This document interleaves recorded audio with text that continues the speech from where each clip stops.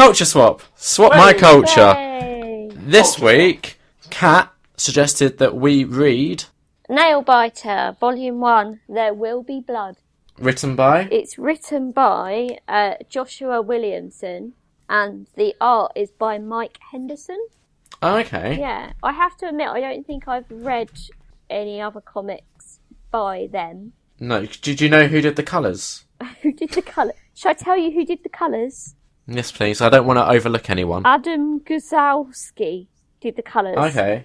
What about the letters and the book design? You've got the book in front of you, haven't you? Yeah, he has, yeah. So why don't you just tell us? John J. Hill. Yeah, and who edited it? Rob Levin. Wow. Shall I move on? Please do. Right. First, could you tell us why you recommended Nailbiter for the Loved Up Valentine's Day episode? Well, I set you both a challenge to find the love within the story, and I think you'll have found it. I'm confident in both of you that you found it. But the real reason, as we know, is that I had to try and pick something that neither of you had already read.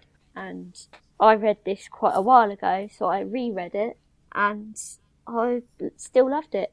I still think it's a good story. It is. Now, just for any listeners who are listening who maybe haven't read Nailbiter yet, we are going to go into spoilers probably pretty quickly. So if you haven't read it and you would like to, maybe just skip to the end. Well, I would say before they disappear that they should have like a general overview of what it's about so that they know whether it's worth reading or not. Okay, do that then. So basically, Nailbiter is like, it's about a serial killer who bites off people's nails. But the largest sort of part of the story is that it's set in a town that has bred serial killers. Like, lots of serial killers come from this one... 16 serial killers, thank you, Liam, have come from this small town, which I cannot remember the name of. Was it Buffalo? Yeah, no. Is it not? What is it? It begins with B, but it wasn't Buffalo. Oh, bear with me, I've got the page. Buckaroo. My bad. Buckaroo. Because they were called the Buckaroo Butchers, weren't they? Some of the killers. Yeah. Okay, so anyone who hasn't read it can leave now. Get out. Bye. Get out of here. Yeah, I have to admit, I'm very pleased you recommended it. It's one of the better... Yeah, it's one of the better recommendations I've been given on the podcast so far, not going to lie. The story was right up my street. The artwork was great. Yeah, it's very good, isn't it? It really is. It does remind me a bit of, and Jack, you might possibly agree, like, it has got a bit of a Chew vibe to it. Yes, yeah. Like, the people's faces and stuff, right? That's going to sound really weird, but, like, the sort of, like... No, I get what you're saying. The human artwork is a lot like Chew. It definitely is, yeah. No, 100%. Which you need to read, Liam. Sort your life out. Yeah, I'll get around to it. I just, honestly, I loved the way it was laid out. Yeah.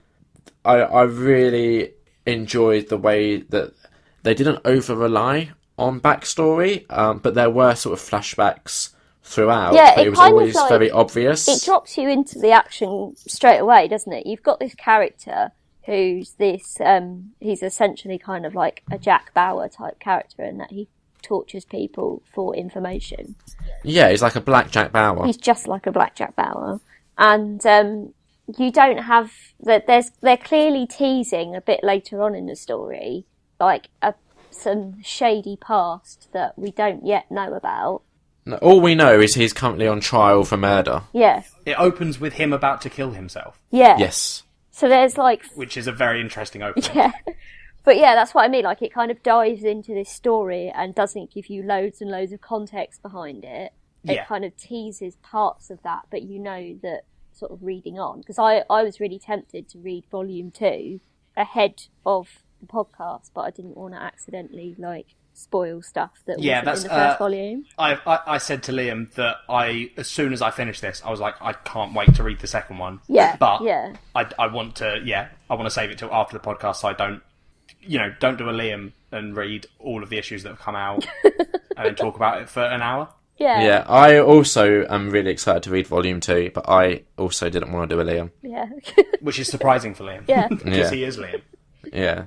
Also, I only read it today, and it wouldn't have given me a lot of time to acquire the issues and read them. Whatever, it's fresh in my mind. Right. I really want to talk about something that I don't know if you guys will agree with. You probably will. I said that like it's a controversial topic. But there's a specific scene, right, in this graphic novel, which I loved. Literally loved. I say a scene, I don't know what you call it in a comic.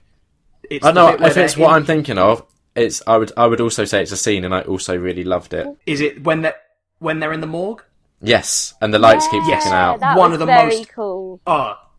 So well done. It feels like a movie. It does. Yes. Yeah. It's because that is so. It's so the lights every other panel. Once it gets into it, every other panel the lights turn off and then flicker back on, and the killer that is coming to try and stop them is doing a proper like old school serial killer. Sneaking up. Every time the lights come back on, he's disappeared or he's closer. Oh, it's just genius. I loved it so much. It was cool. Really well done. Yeah. But, so where do you guys think that the love element came into the story then? I think... I'm going to say mine before Liam, because I'm worried he's going to steal mine. Okay. No, I think it's someone that loves... No, because you're going to steal mine, I know you are. I won't. Beforehand. I won't steal yours, I promise. Oh, go on then. I think the love story is about someone that loves killing. What, so Warren? Or... No, I don't think it's necessarily Warren that loves killing, but there is definitely someone in this town that fucking loves killing, and also potentially loves the idea of creating or influencing or coercing serial killers. Okay. So you've gone for like a real, like, metaphorical, either one. Yeah. Sort of interpretation of love in this graphic novel. What did you think, Jack? Yeah. There is a more obvious one, but I've left that for Jack to pick up. I don't think it's more obvious, right? So because we only did the first volume, we don't know if this is the case. Mm-hmm. So I think the love in this graphic novel is between Edward, the main serial killer, or Nailbiter himself, and, or Warren, as Shannon, he's often referred to. Yeah.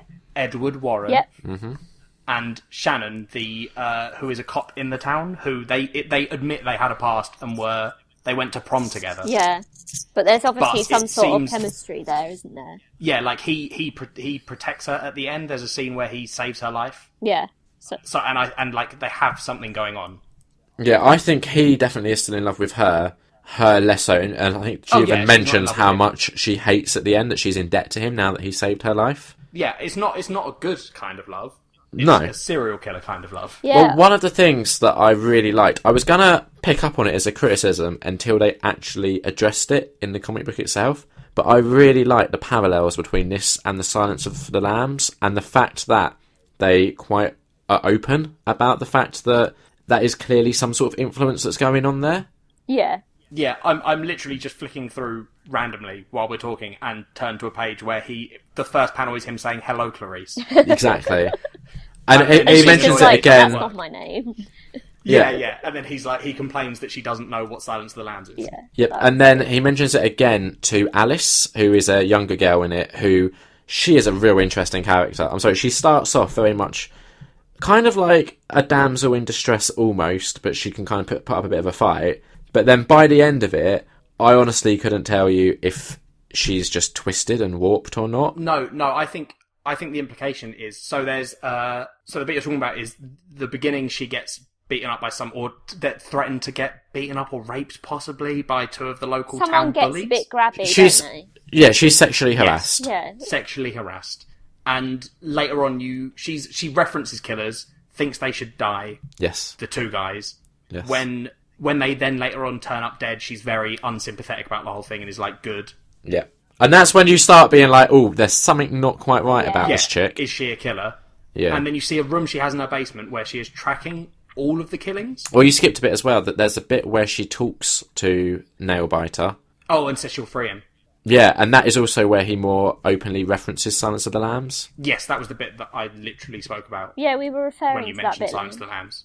Oh, I thought you were talking about the bit. Confused and spoke about a different I thought you were talking about the bit where he was talking to the cop and he was making Silence of the Lambs references to her. Because that scene with Alice is when earlier when he says hello, Clarice, and she's like, "That's not my name." Cool. That's what we were talking about.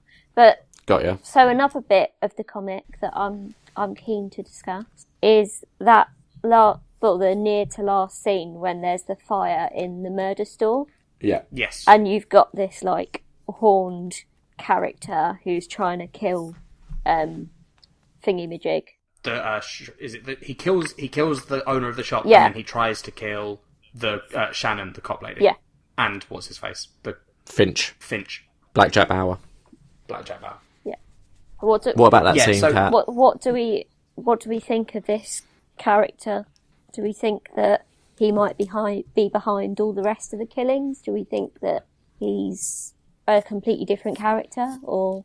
So what I think it is that he is. So they have scenes where you don't see who is talking to these people, and there's someone encouraging people to kill people, Yeah. and reenact these old serial killers, and then it's implied that that's him in one of the last scenes. But I also I think there's two. So I don't think he's the person that's making serial killers.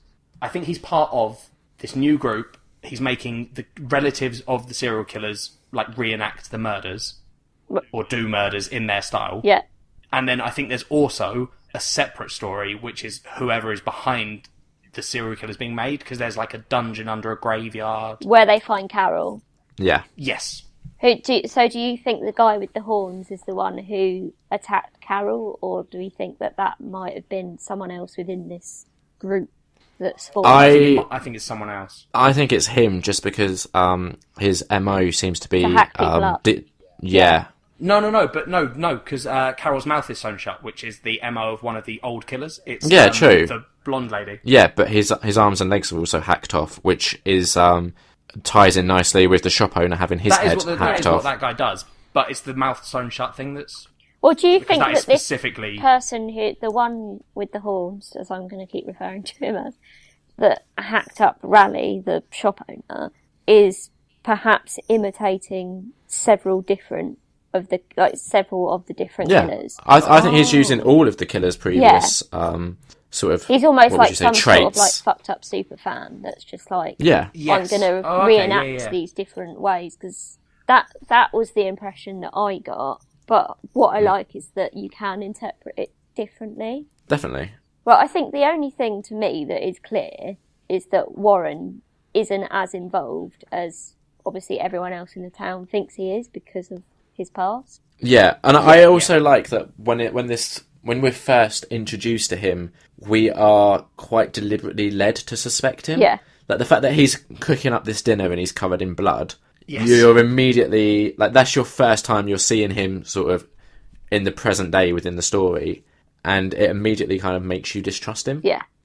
Yeah, 100%. But what I quite like is the fact that it was established as 16 serial killers. I think we could safely assume there's now at least 17 with this new guy on the block.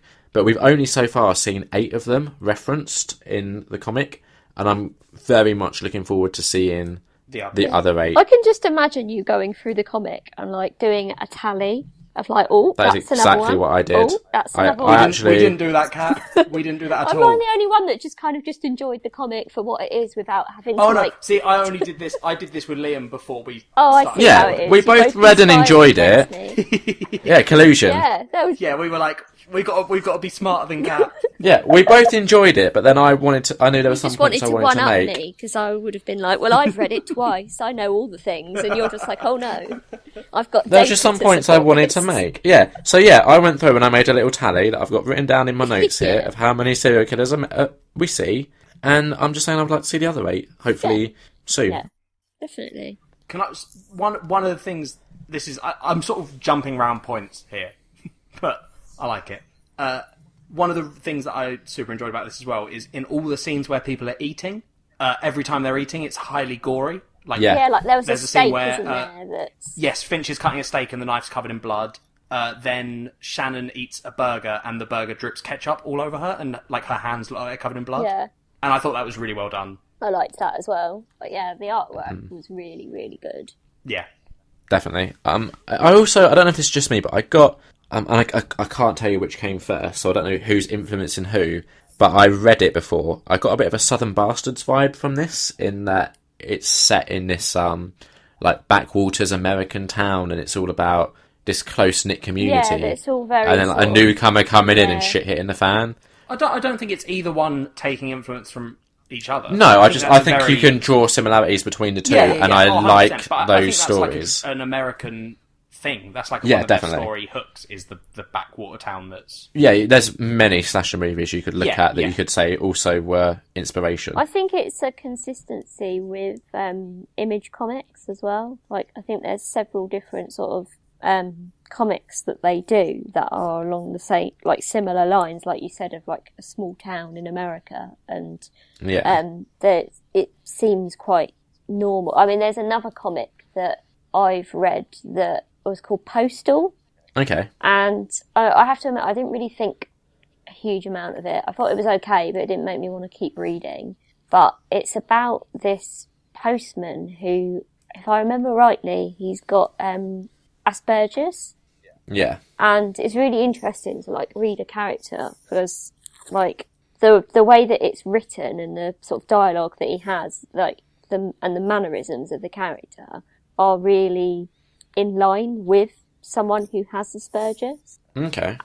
But again, it's kind of set in like this small town where everybody seems to know each other and know each other's business. But there's like this underlying threat of something is going to go down. Yeah, something not quite right. Yeah. I think Nailbiter kind of like emphasises that and kind of turns it up to 11 in that everybody knows that the town is fucked up and it breeds fucked up people, and they just kind of seem to get on with it, and they're all like most of the characters are related in some way to one of the serial killers, and that's just like a totally normal thing for them. Yeah. Yeah, they don't like outsiders talking about the killers. But they like talking about the killers. Yeah, they're quite happy to talk about it between themselves, but as soon as an outsider comes in and starts asking questions, they like close up ranks. Yeah. One of the things that I think is interesting, that I'm looking forward to them eventually explaining, I guess, is the fact that Carol, who is a cop that initially was investigating this town, we find out that he thinks he knows the secret as to why this town has bred so many serial killers. Yeah, and that's why they've sewn his mouth shut and they've locked off his limbs and left him for dead, because they don't want that secret to get out. Exactly, but what is interesting about that is it indicates that there clearly is a reason behind it. It's not just coincidence. Yeah. Yeah. So I'm looking forward to finding out more, because I think this volume ends with Finch basically taking up that cause. Yeah, there's also that bit where, like, I don't think it's the FBI, but a similar sort of, like, agency come along and say, we're now investigating the story. Or, not story, this They say that Finch shouldn't be there. Yeah. Because he's on trial for murder. Yeah. And that they're kind of taking over. And then you also see that Alice has been studying the murderers, and it looks like she's trying to solve it as well. It does end on a really interesting... A lot is up in the air, but it also... It's not in a frustrating way. You know where sometimes you'll read a comic and it ends in a way that's very much like, please buy the next one. Yeah. Please, come on. We really want you to. It doesn't... It wraps up enough that you feel satisfied with it. But still intrigued. But it leaves enough hanging that you are keen to read what happens next. Yeah, I'd agree. So what would we all give it out of 5? 4? I'd say 4.5, because it's, for me, like, I love my horror comics. So it's kind of, I much prefer like horror comics to like superhero comics. So it's more of my medium, probably. I completely agree with that, but for me it's also a 4 out of 5, but it's a solid 4. Real good recommendation. Thanks very much. Tick. Tick. Done. Thanks, Kat, for being our very first special guest on our Loved Up Valentine's Day special episode. That's quite alright, I had fun. Good. Is there... Where can listeners find you on the internet? So, I'm all over the internet, but in a good way. You can find me on Twitter at moreaboutcat, which is probably the best way to find me on the internet. Anywhere else? I have a blog where I occasionally write about comics and other nerdy stuff, like films, which is... I think I saw a Deadpool review on there recently. You did, and you read it, so you definitely saw it. Which is moreaboutcat.co.uk. Perfect. Thanks, Kat. Thanks, Kat.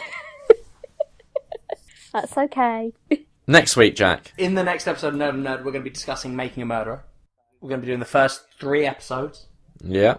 Now, this hasn't actually been recommended to us by any of our listeners, has it? It hasn't, but it has been recommended to me a lot in real life. Yeah, same. But if any of our listeners would like to recommend something to us, how would they do that?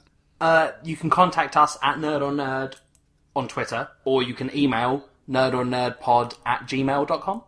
Perfect. Yeah. Thanks for listening to this week's episode of Nerd on Nerd. I've been Jack Kempster. He's been Liam Underwood. She's been Kat Fyson. Sorted. See you all later. Bye. Can't say bye. Bye.